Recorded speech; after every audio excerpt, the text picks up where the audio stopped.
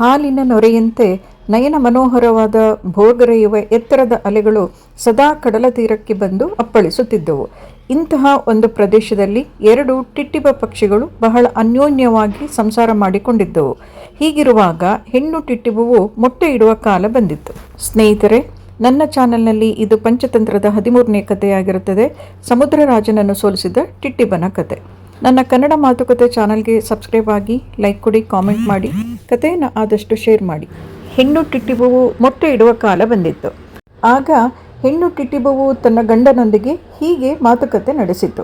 ನಾಥ, ನನಗೀಗ ಪ್ರಸವ ಕಾಲವು ಪ್ರಾಪ್ತವಾಗಿದೆ. ನಾವು ಇದೇ ಸಮುದ್ರರಾಜನ ಆರ್ಭಟ ಕೇಳುತ್ತಾ ಇದುವರೆಗೂ ಕಾಲ ಕಳೆದಿದ್ದೇವೆ. ಈ ಸಮುದ್ರರಾಜನಿಗೆ ಅದ್ಭುತ ಶಕ್ತಿ ಇದೆ. ತನ್ನ ಅಲೆಗಳಿಂದ ಎಂತಹ ಬಲಶಾಲಿಯಾದ ಮಧ್ಯಾಹ್ನೆಯನ್ನು ಕೂಡ ತನ್ನ ಹೊಟ್ಟೆಯಲ್ಲಿ ಸೇರಿಸಿಕೊಳ್ಳಬಲ್ಲ ಶಕ್ತಿ ಸಮುದ್ರ ರಾಜನಿಗಿದೆ. ಹೀಗಿರುವಾಗ ಅತಿ ಸಣ್ಣ ಪ್ರಾಣಿಗಳಾದ ನಾವು ನೆಲದ ಮೇಲಿರುವ ನಮ್ಮ ಗೂಡಿನಲ್ಲಿಡುವ ನಮ್ಮ ಮೊಟ್ಟೆಗಳನ್ನು ಕಾಪಾಡಿಕೊಳ್ಳುವುದು ಹೇಗೆ? ಯಾವುದಾದರೊಂದು ಸ್ಥಳವನ್ನು ನನಗೆ ತೋರಿಸು ಎಂದಿತ್ತು. ಗಂಡು ಟಿಟ್ಟಿಬ ಹೇಳಿತು, ಪ್ರಿಯೆ, ನೀನೇನು ಭಯಪಡಬೇಡ. ಸಮುದ್ರ ರಾಜನ ಆರ್ಭಟವೇನಿದ್ದರೂ ನೆಲದ ಮೇಲೆ ಅಷ್ಟೇ. ನಾವು ಆಕಾಶ ಸಂಚಾರಿಗಳು, ಎಲ್ಲಿ ಬೇಕಾದರೂ ಬದುಕಬಲ್ಲೆವು. ಹೀಗಿರುವಾಗ ನಾವು ಈ ಸಮುದ್ರ ರಾಜನಿಗೆ ಹೆದರುವುದೇ ಬೇಡ. ನೀನು ದೇವರ ಮೇಲೆ ಭಾರ ಹಾಕಿ ಮೊಟ್ಟೆ ಇಡು. ಎಂತಹ ಆಪತ್ಕಾಲದಲ್ಲಿಯೂ ನಾವು ಧೈರ್ಯವನ್ನು ಕಳೆದುಕೊಳ್ಳಬಾರದು. ಹೇಡಿಗಳಂತೆ ಓಡಿ ಹೋಗುವುದು ಬೇಡ. ಯಾವುದೇ ಕಷ್ಟ ಬಂದರೂ ಎದುರಿಸೋಣ. ನೀನು ಇಲ್ಲಿಯೇ ಮೊಟ್ಟೆಗಳನ್ನಿಡು ಎಂದು ಹೇಳಿತು. ಸರಿ ಎಂದ ಹೆಣ್ಣು ಟಿಟ್ಟಿಬವು ತಮ್ಮ ಗೂಡಿನಲ್ಲಿಯೇ 4 ಮೊಟ್ಟೆಗಳನ್ನು ಇಟ್ಟಿತು. ಗಂಡು ಟಿಟ್ಟಿಬದ ಆತ್ಮವಿಶ್ವಾಸದ ಮಾತುಗಳನ್ನು ಕೇಳಿ ಸಮುದ್ರ ರಾಜ ಅಟ್ಟಹಾಸದಿಂದ ಗಟ್ಟಿಯಾಗಿ ನಕ್ಕು ಬಿಟ್ಟನು. ಆಹಾ, ಈ ಕ್ಷುದ್ರ ಪ್ರಾಣಿ, ಈ ಚೋಟುದದ ಟಿಟ್ಟಿಬಕ್ಕೆ ಎಷ್ಟು ಗರ್ವ! ನಾನು ಸಾಕ್ಷಾತ್ ವಿಷ್ಣುವಿಗೆ ಆಶ್ರಯವಿತ್ತಿದ್ದೇನೆ. ವಿಷ್ಣುವಿನ ಜೊತೆಯಲ್ಲಿ ಕೋಟ್ಯಾನುಕೋಟಿ ದೇವತೆಗಳು ನನ್ನಲ್ಲಿ ಆಶ್ರಯ ಪಡೆದಿದ್ದಾರೆ.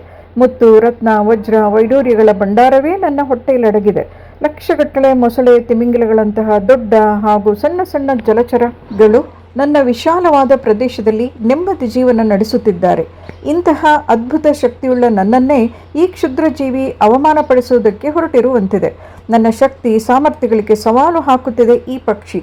ಇದು ನನಗೆ ಅವಮಾನ. ಇರಲಿ, ಗರ್ವದಿಂದ ಮೆರೆಯುತ್ತಿರುವ ಈ ಸಣ್ಣ ಹಕ್ಕಿಗೆ ನಾನು ಸರಿಯಾದ ಪಾಠ ಕಲಿಸುತ್ತೇನೆ ಎಂದು ಸಮುದ್ರ ರಾಜ ಯೋಚಿಸಿದ. ಮಾರನೆಯ ದಿನ ಬೆಳಿಗ್ಗೆ ಎಂದಿನಂತೆ ಟಿಟ್ಟಿಬ ದಂಪತಿಗಳು ಆಹಾರ ಸಂಗ್ರಹಣೆಗಾಗಿ ಹೊರಗೆ ಹೋಗಿದ್ದಾಗ ಸಮುದ್ರ ರಾಜನು ಜೋರಾಗಿ ತನ್ನ ಅಲೆಗಳನ್ನು ಬೀಸಿ ಟಿಟ್ಟಿಬಗಳ ಗೂಡಿನಿಂದ 4 ಮೊಟ್ಟೆಗಳನ್ನು ಹಾರಿಸಿಕೊಂಡು ಹೋದನು. ಸಂಜೆ ಟಿಟ್ಟಿಬ ದಂಪತಿಗಳು ಗೂಡಿಗೆ ಹಿಂತಿರುಗಿದವು.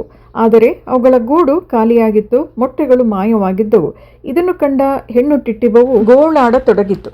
ನಾನು ಮೊದಲೇ ನಿನ್ನನ್ನು ಎಚ್ಚರಿಸಿದ್ದೆ. ಈ ಬಲಿಷ್ಠ ಸಮುದ್ರರಾಜನನ್ನು ಗರ್ವದಿಂದ ಎದುರು ಹಾಕಿಕೊಂಡೆ. ನೀನೊಬ್ಬ ಶತ ಮೂರ್ಖ. ನನ್ನ ಮಾತನ್ನು ಕೇಳದ ನಿನ್ನಂತಹ ಮೂರ್ಖ ಗಂಡನಿಗೆ ತಕ್ಕ ಶಾಸ್ತಿಯೇ ಆಗಿದೆ. ನಮಗೆ ಆಪತ್ಕಾಲ ಬಂದಾಗ ನಮ್ಮ ಅವಿವೇಕತನವೇ ನಮ್ಮನ್ನು ನಾಶ ಮಾಡುವುದು. ನಾಥ, ಈಗಲಾದರೂ ನನ್ನ ಮಾತನ್ನು ಕೇಳು. ಈ ಸಮುದ್ರರಾಜನ ಉಪಟಳವನ್ನು ತಪ್ಪಿಸಿಕೊಂಡು ಎಲ್ಲಿಗಾದರೂ ದೂರ ಹೋಗಿ ವಾಸ ಮಾಡೋಣ ಎಂದೆಲ್ಲ ಹೇಳುತ್ತಾ ಪ್ರಲಾಪಿಸತೊಡಗಿತು. ಆಗ ಗಂಡು ಟಿಟ್ಟಿಬವು ನಕ್ಕು ಹೇಳಿತು, ಪ್ರಿಯೆ, ಧೈರ್ಯಗುಂದಬೇಡ. ಎಂತಹ ಆಪತ್ಕಾಲ ಬಂದರೂ ಧೈರ್ಯವನ್ನು ಕಳೆದುಕೊಳ್ಳಬಾರದು. ಧೈರ್ಯಂ ಸರ್ವತ್ರ ಸಾಧನಂ ಎಂದು ತಿಳಿದವರು ಹೇಳಿದ್ದಾರೆ. ನಾವೀಗ ಯುಕ್ತಿಯಿಂದ ಕೆಲಸ ಮಾಡಬೇಕಾಗುತ್ತದೆ. ನೀನೇನೂ ಚಿಂತಿಸಬೇಡ. ಯುಕ್ತಿಯಿಂದಲೇ ಸಮುದ್ರ ರಾಜನ ಸೊಕ್ಕನ್ನು ಅಡಗಿಸುತ್ತೇನೆ ಎಂದು ತನ್ನ ಪ್ರೀತಿಯ ಪತ್ನಿಯನ್ನು ಸಮಾಧಾನಪಡಿಸತೊಡಗಿತು.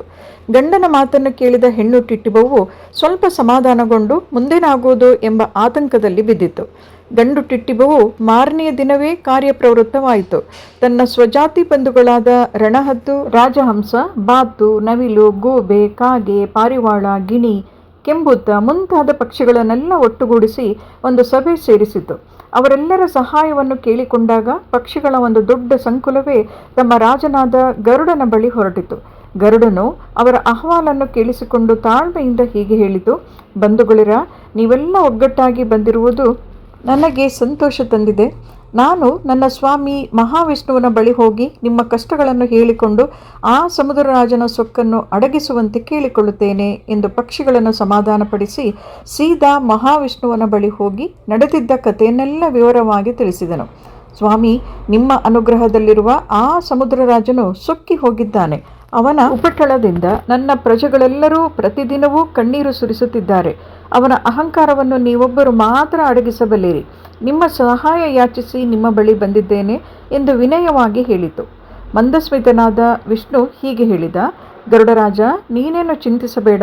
ನಾನು ಸಮುದ್ರರಾಜನ ಸೊಕ್ಕನ್ನು ಅಡಗಿಸಿ ನಿರುಪದ್ರವಿ ಟಿಟ್ಟಿಬನಿಗೆ ಮೊಟ್ಟೆಗಳನ್ನು ಹಿಂತಿರುಗಿ ಕೊಡಿಸುತ್ತೇನೆ ಎಂದು ಆಶ್ವಾಸನೆಯನ್ನಿತ್ತ. ಮಹಾವಿಷ್ಣು ತಕ್ಷಣ ಸಮುದ್ರರಾಜನ ಮೇಲೆ ದಶ ದಿಕ್ಕುಗಳಿಂದಲೂ ಅಗ್ನಿಯಾಸ್ತ್ರ ಉಪಯೋಗಿಸಲು ಸಿದ್ಧನಾದನು. ಇದನ್ನು ಕಂಡ ಸಮುದ್ರರಾಜ ಈಗ ತನ್ನಲ್ಲಿರುವ ನೀರೆಲ್ಲ ಒಣಗಿ ತಾನು ಬರಿದಾಗುತ್ತೇನೆಂದು ಹೆದರಿ ಕೂಡಲೇ ವಿಷ್ಣುವಿನ ಮುಂದೆ ಪ್ರತ್ಯಕ್ಷನಾಗಿ ಕೈ ಮುಗಿದು ನಿಂತು ಹೀಗೆ ಪ್ರಾರ್ಥಿಸಿಕೊಂಡನು. ವಿಶ್ವಕುಟುಂಬಿ ಮಹಾವಿಷ್ಣುವೇ, ನನ್ನಿಂದ ಮಹಾಪರಾಧವಾಯಿತು. ಉದಾರ ಮನಸ್ಸಿನಿಂದ ನನ್ನನ್ನು ಕ್ಷಮಿಸಿಬಿಡು. ಮುಂದೆಂದೂ ನಾನು ಗರ್ವದಿಂದ ಇಂತಹ ಅವಿವೇಕದ ಕೆಲಸವನ್ನು ಮಾಡುವುದಿಲ್ಲ.